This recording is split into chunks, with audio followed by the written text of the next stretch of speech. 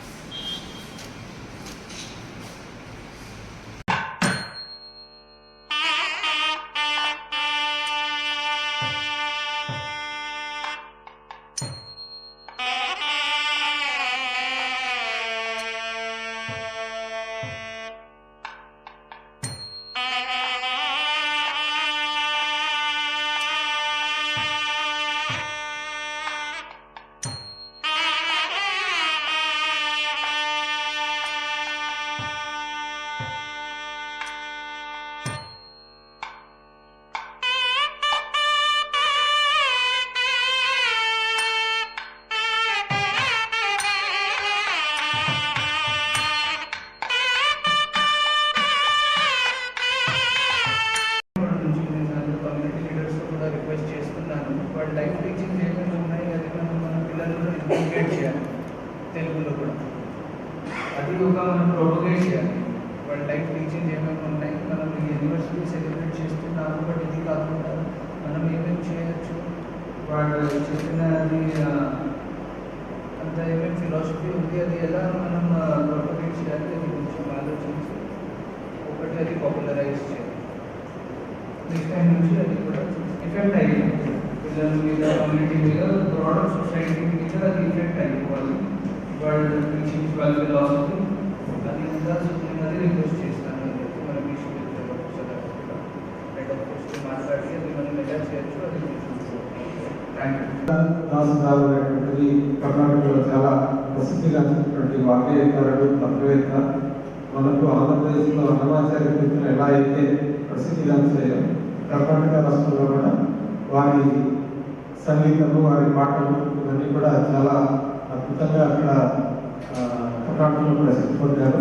కర్ణాటక రాష్ట్రంలో కూడా ప్రభుత్వం చాలా గౌరవించి వారిని అనేకమైనటువంటి కార్యక్రమాలు చేశారు. ఈ కనకదాసు గారి సంబంధించి మన రాష్ట్రంలో